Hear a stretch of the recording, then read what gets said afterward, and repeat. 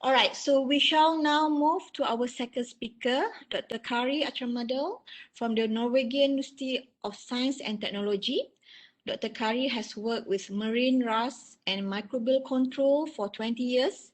She has her PhD from the NUST, where she is also currently employed as associate professor and also supervising and teaching master student and personnel in the industry about microbial control and RAS system. Her main job is as head of the R&D for the RAS supplier of Novitec. So without further ado, please, Dr. Kari, you Thank may you. make your presentation. Okay. Thank you. Thank you so much for the invitation.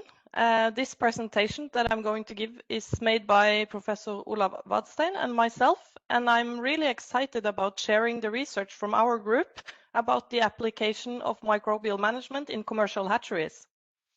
Years back, and as you can see from this list, it has been the focus of several PhD theses over the years and resulted in many published papers. So today I will try in a very short time to give a summary of the most exciting things we have learned along the way. And living in water is really to breathe, drink, eat, and going to the toilet in the same water as all your friends and being in constant close contact with a high number of bacteria. And it can also be easy to forget that when we as fish farmer feed the fish, we also feed the bacteria in the system.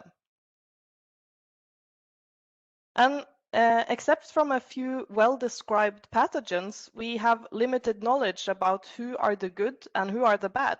And we don't know what is needed for a healthy microbiota, and it's likely mainly related to activities and not to species. So what we do know is that good bacteria give normal development and protect against disease. We know that specific pathogens needs to be kept out of the system. And we also know that a lot of the problems in aquaculture are not related to specific pathogens, but are caused by naturally occurring opportunistic bacteria that can become pathogenic when the host is weakened by environmental stress. We know, of course, that the biofilter function is very important for the conversion of toxic ammonia in recirculating systems. We know also that biofilm anywhere in the system will act as a source of bacteria to the water. And we also know now that a lot of different states can be normal, and the bacteria profile can be very different between systems that can still be operating in a good way. We all agree that strong hygienic barriers should be used to protect the system from specific pathogens. But even with optimal biosecurity, bacteria will grow inside the system. In a marine hatchery tank, sorry, I'm just going to give a better pointer like this. In a marine hatchery fish tank, around 35 to 95 of the bacteria are actually born in that tank, depending on tank water exchange rate and type of rearing system. So this graph that you see here is the number of living bacteria measured through the water system in a commercial flow-through hatchery for halibut. And as you can see, it's very unlikely for a bacteria to go from the intake water and all the way through the water treatment of a sand filter, a UV, a protein skimmer, and another UV, and to reach the fish tank alive. But still, as you can see, there is a lot of bacteria in the fish tank. So there is a regrowth inside of the system, even if biosecurity is high. The fact that we don't know who is friend or foe calls for an alternative strategy. We have successfully used the RK concept of ecological theory, stating that generally 1 out of 2 strategies will be favored in the competition for resources. The carrying capacity is the maximum number of bacteria that can be sustained in the system over time, and it depends on the limiting resource, which in our case is the supply of organic matter. As we heard before, R selection happens in unpredictable, unstable environments with a lot of empty niches where the food supply per bacteria is high, and therefore it pays off to be able to grow and reproduce fast. On the other hand, K selection happens in stable, predictable, crowded environments where the carrying capacity is close to the supply of food per bacteria is close to the carrying capacity, and where the favored ability is competing for a limited resource.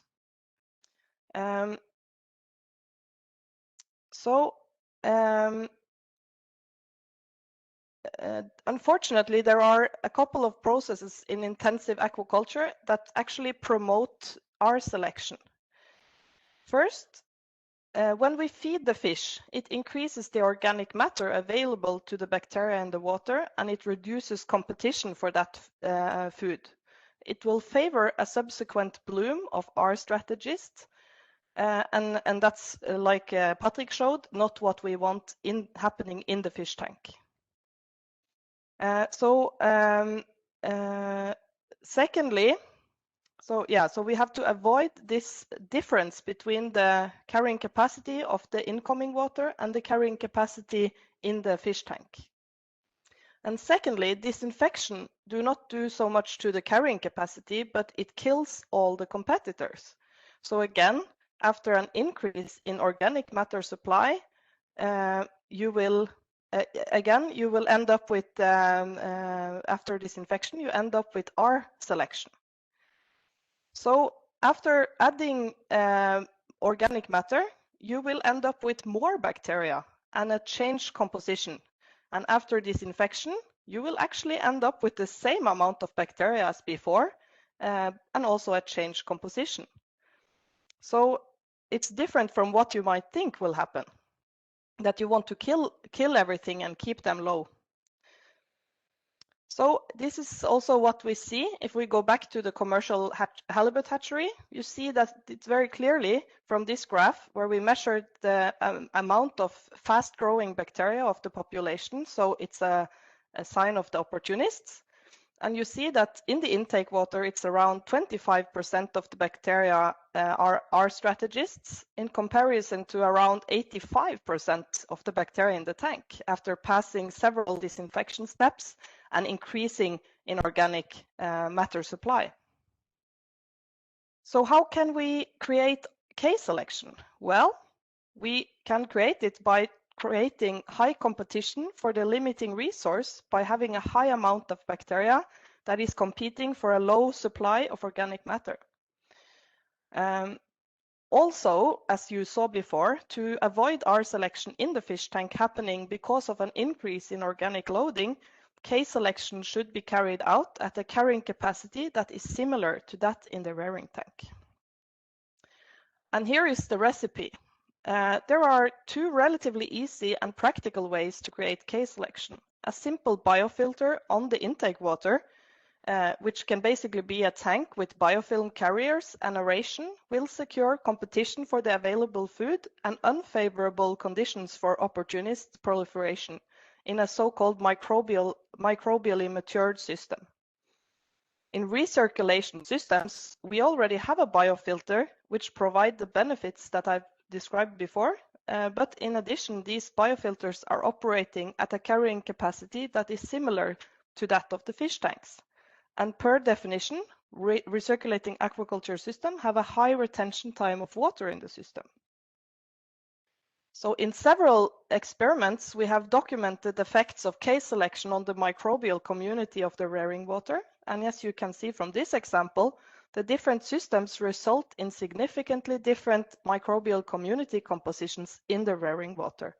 We also typically see that the microbial community composition is more stable, diverse, and even in the K-selected systems. In an experiment with Atlantic cod larvae, we compared the stability of the microbial composition over time in the water going into and in the rearing tanks of a flow-through system, a microbially matured system, and a RAS. by comparing the bacteria profiles from one sample day to the next.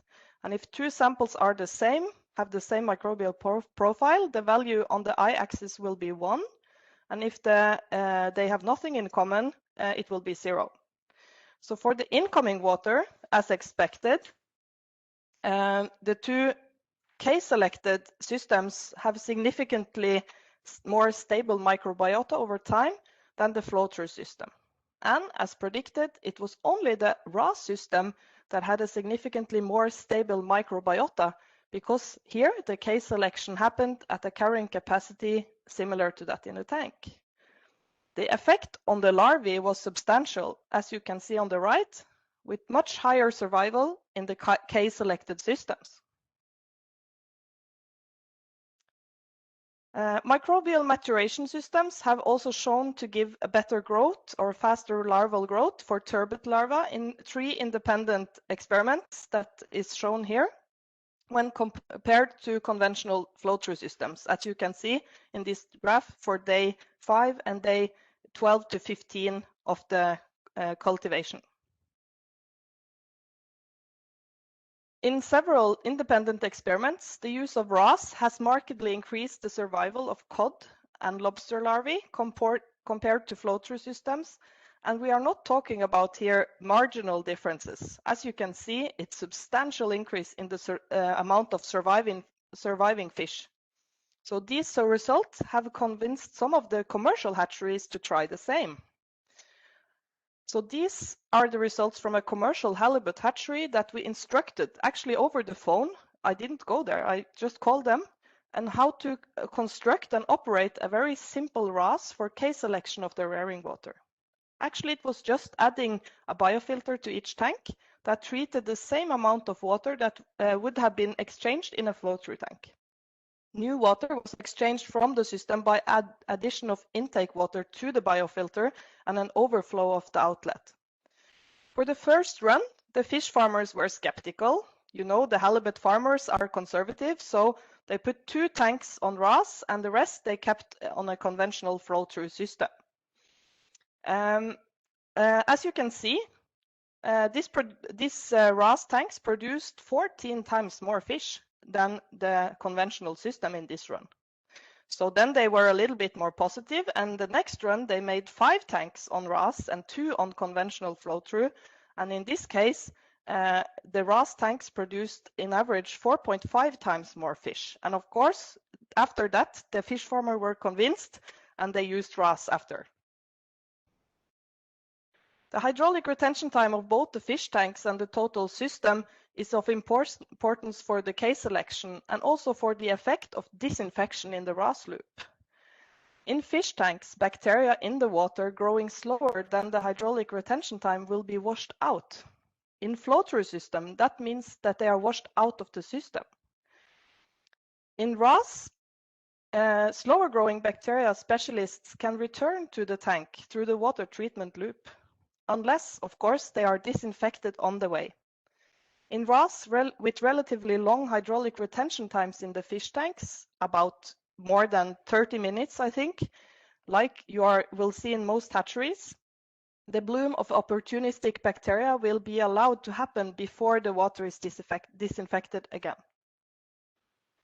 So in an experiment with comparing RAS without disinfection to a RAS with disinfection and a flow-through system for cod larvae, it was clear that the disinfection can reduce the good case-selective effect of the RAS and make both the microbiota and the survival of the fish look more like a flow-through system, as you can see here.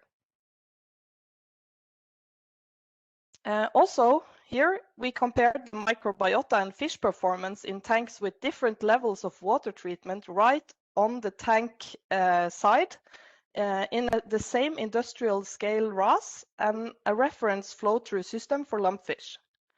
In the RAS, the different treatments were from the left to the right in the graph: no treatment, microfiltration, microfiltration and UV, and finally microfiltration and UV and ozone, so very strong disinfection. We found again very clear results that survival was higher in RAS compared to the flow-through system, and that this infection in the RAS loop affected the gill health of the fish negatively. As you see in this graph for the gill scores, where a lower score represents better gill health. So again, this shows that this infection in the RAS loop can reduce the good effect of the RAS and make the fish performance look more like that in the flow-through system. In marine hatcheries, in addition to the rearing water, the live feed is a very important source of bacteria coming in close contact with the fish. Several studies have shown that live feed often carry a lot of R-selected opportunistic bacteria to the fish. Here I show you that it can be relatively easy to influence the live feed with a more K-selected microbiota. These are unpublished studies and showing an opportunity to influence the package of bacteria fed to the larvae. To the left, we cultured copepods in normal flow-through tanks and in tanks with a biofilter in front, providing microbially matured water, and in a RAS for copepods. You see the dotted lines here, they represent the copepods, the microbiota of the copepods. The fill lines represent the microbiota of the culture water. And the blue dot here is the microbiota of the algae that was fed to the copepods.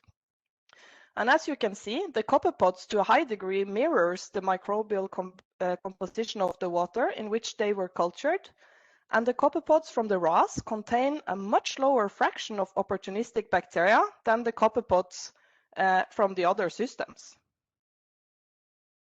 To the right here, we cultured Artemia in tanks with disinfected water, in tanks with microbially matured water, and in tanks filled with water from a RAS. The upper graph here is the water, the culture water, with the microbiota here, and the lower graph is for the microbiota of the Artemia. And as you can see, the Artemia again mirrors the microbial composition of the water in which they were cultured, and the Artemia from the RAS water contain much lower fraction of opportunistic bacteria than the Artemia cultured in the other systems. In these systems, we didn't see that the microbially matured water did improve the live feed microbiota compared to the conventional production.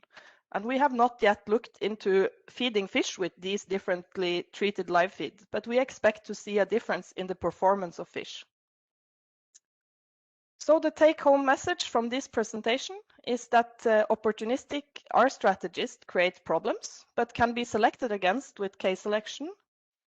It is possible and relatively simple to set up K-selection of bacteria in the rearing water. And K-selection of rearing water improves survival, growth rate, and general viability of marine larvae. Although biosecurity into the system is very important, disinfection creates R selection and subsequent regrowth of bacteria. And the microbial composition of the live feed can be influenced by K-selection of the culture water. So the effects I have shown you have been extensively documented in many experiments over 30 years and with different species, both in the lab and in commercial hatcheries. So we are confident that these are robust and consistent conclusions.